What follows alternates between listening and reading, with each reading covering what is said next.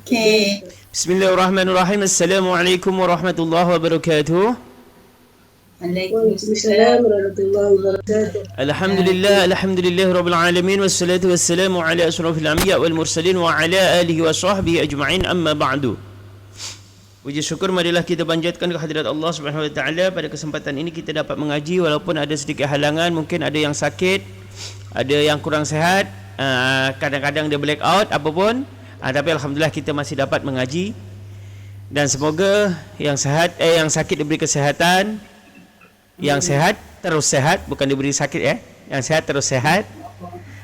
Dan yang ada halangan, ada segala masalah dipermudah masalahkan, diselesaikan oleh Allah. Amin Allahumma amin. Seperti biasa sebelum kita mula, marilah kita baca Al-Fatihah bersama-sama. Ila hadratin Nabi Mustafa Muhammad sallallahu alaihi wasallam wa ala alihi wa azwajihi wa zurriyyatihi ajma'in. Lahumul Fatihah. أعوذ بالله من الشيطان الرجيم بسم الله الرحمن الرحيم الحمد لله رب العالمين الرحمن الرحيم مالك يوم الدين إياك نعبد وإياك نستعين اهدنا الصراط المستقيم صراط الذين أنعمت عليهم غير المغضوب عليهم ولا الضالين آمين اللهم افتح علينا خدمتك وانصر علينا من خزائن رحمتك يا أرحم الراحمين رب اشرح لي صدري ويسر لي أمري واحلل عقدة من لساني يفقه قولي آمين يا رب العالمين. Okey puan-puan, minggu lepas kita ulang kaji tentang apa? Hukum mem mati Nun mati dan tanwin. Nun mati dan tanwin minggu lepas. Ya. Okey.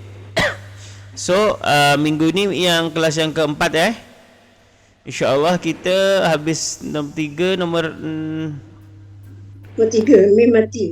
hari ni mem mati. Ya. Okey.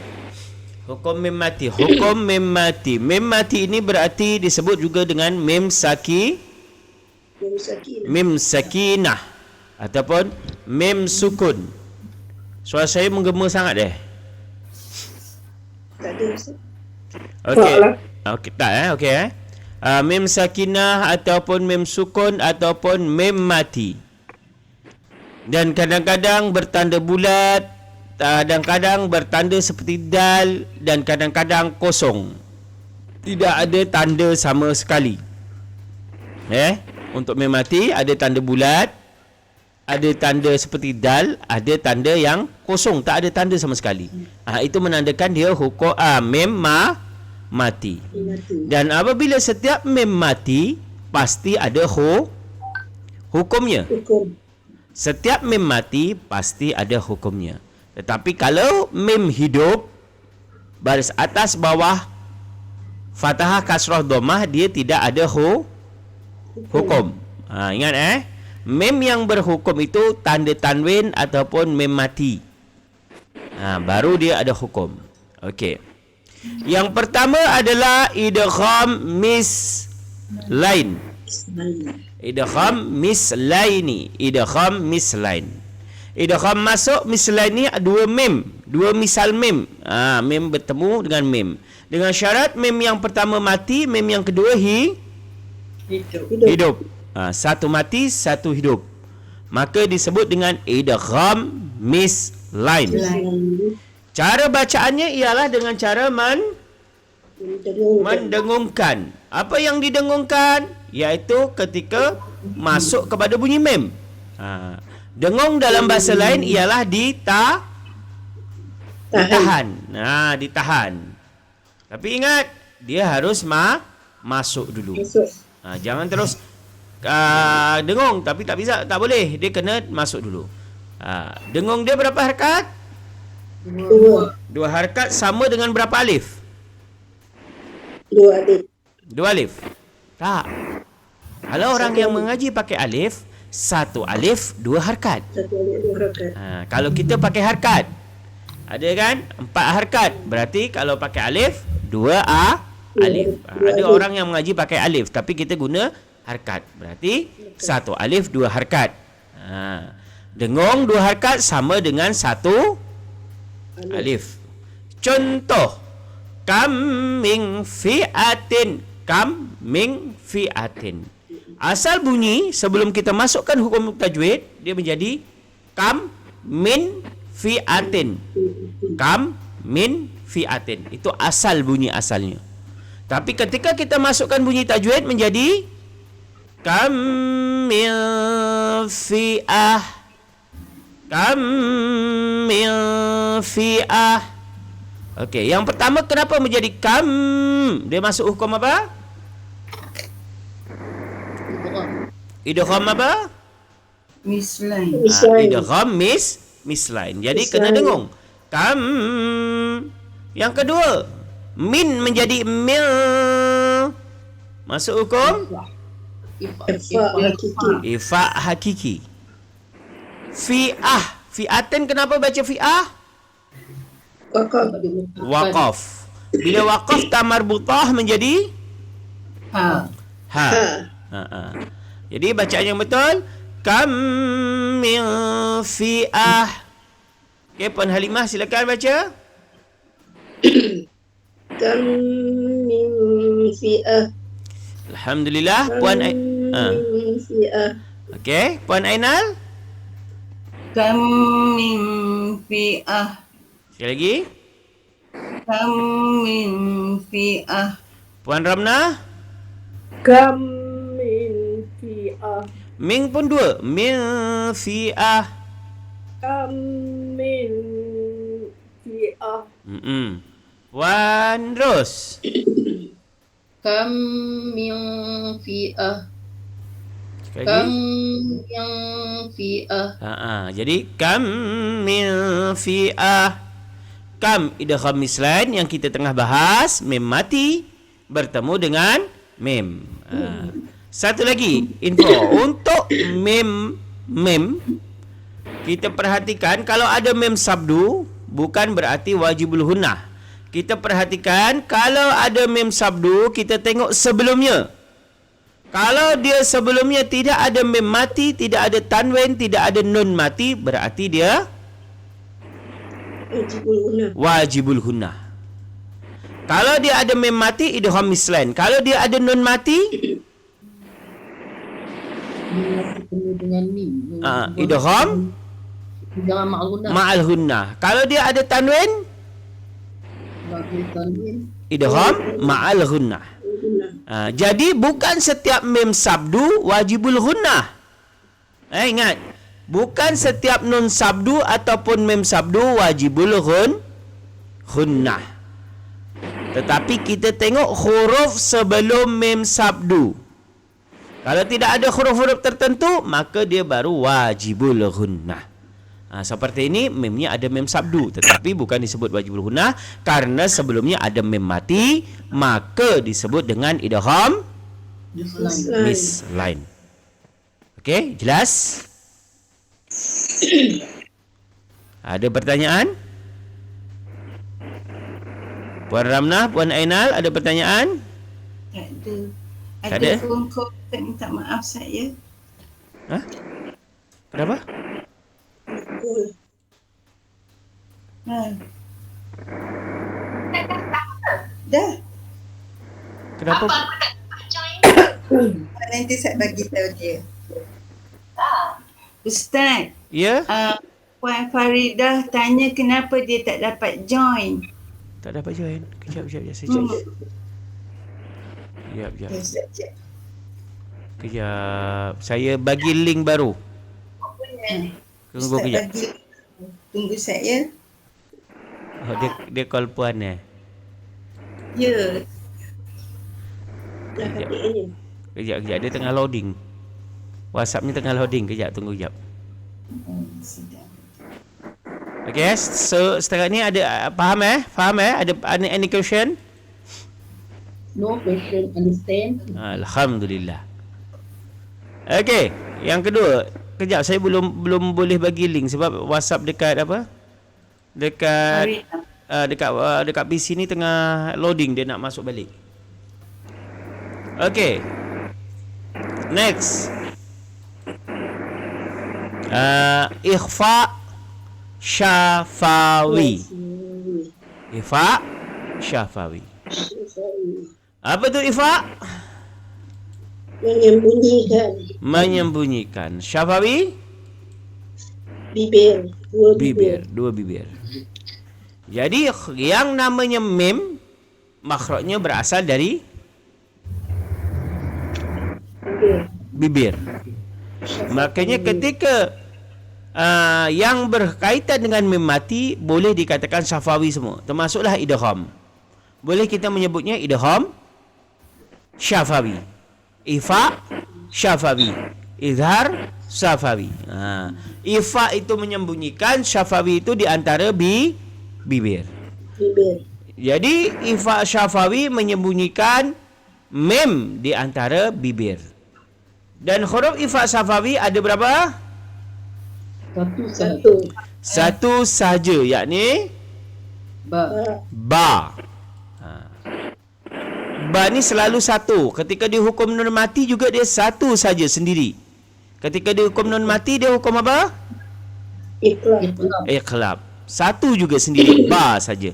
Nun mati bertemu dengan ba. Ketika dihukum mim mati juga dia sendiri, ba, iaitu mim mati bertemu dengan ba. Ikhfa. Kalau ikhfa ni menyembunyikan dengung dan tidak rapat. Apa yang tidak rapat? Bibir. Bibir tidak rapat. Okey, dah masuk dah. Puan Faridah? Puan Faridah dah boleh Okey. Ya, Puan Faridah? Dah dengar. Saya tak dengar Ustaz. Tak dengar?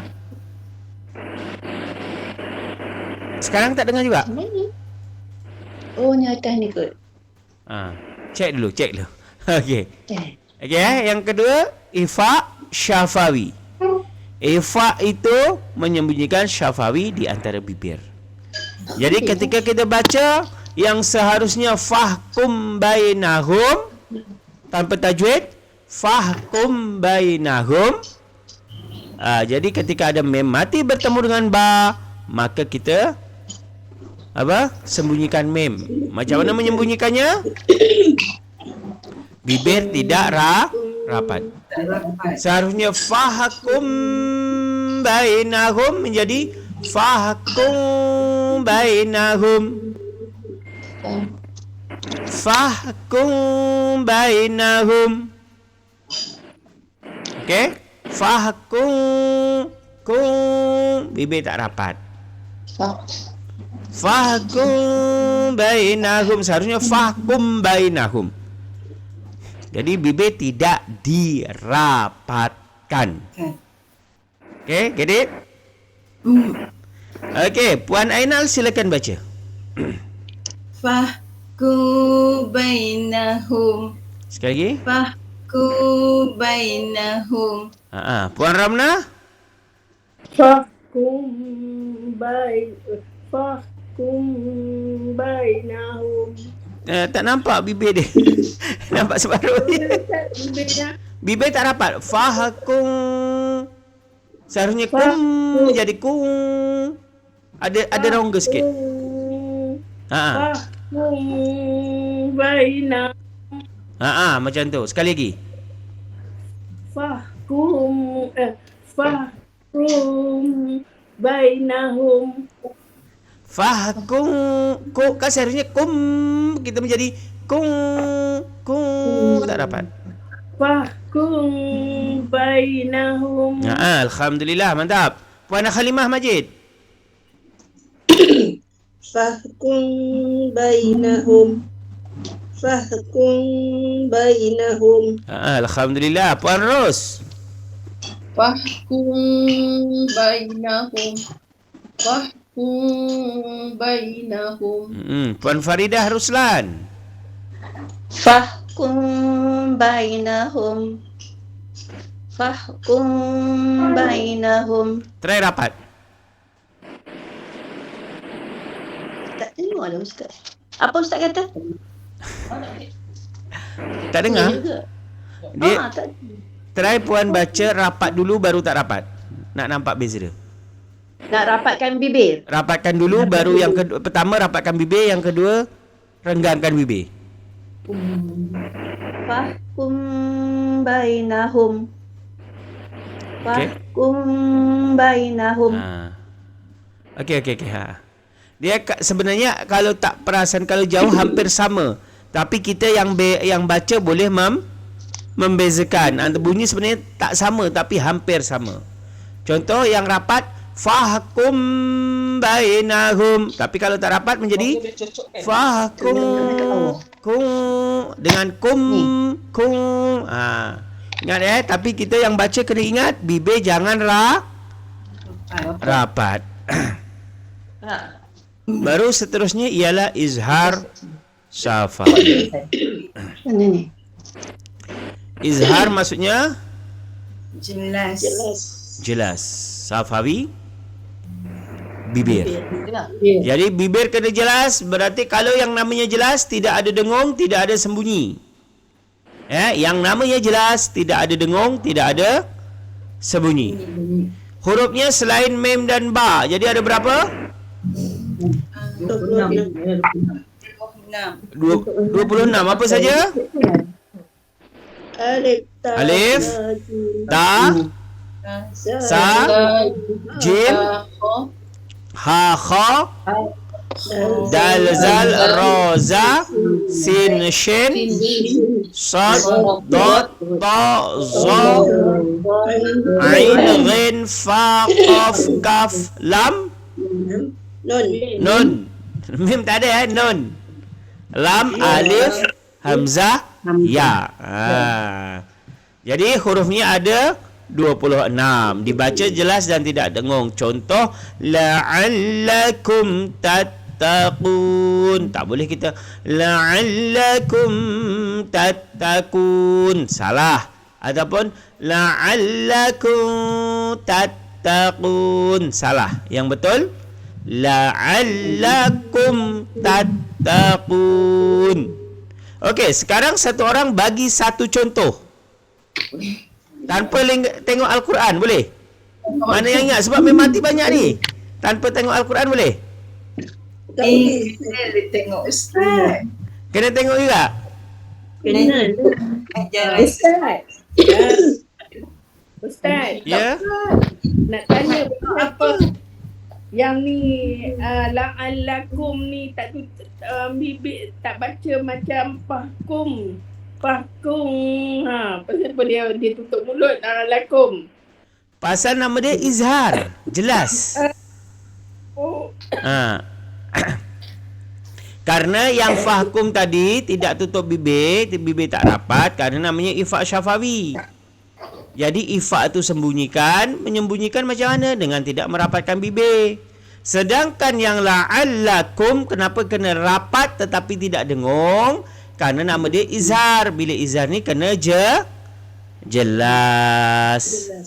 Jadi apabila ada mem mati bertemu selain huruf mem dan ba, bibir kena rapat dan jelas.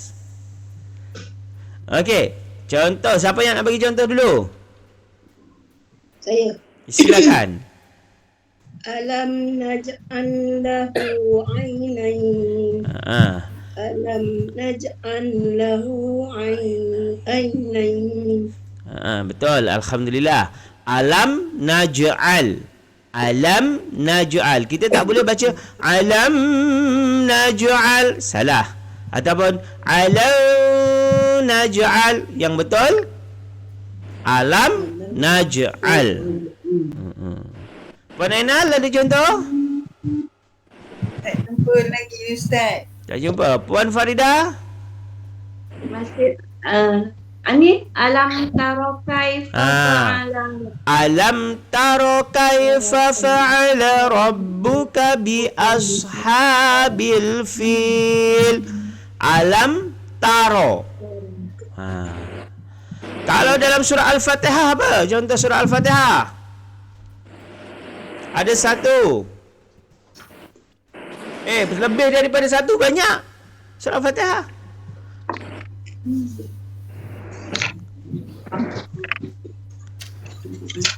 Dalam surah Al-Fatihah. Nanti nak tengok.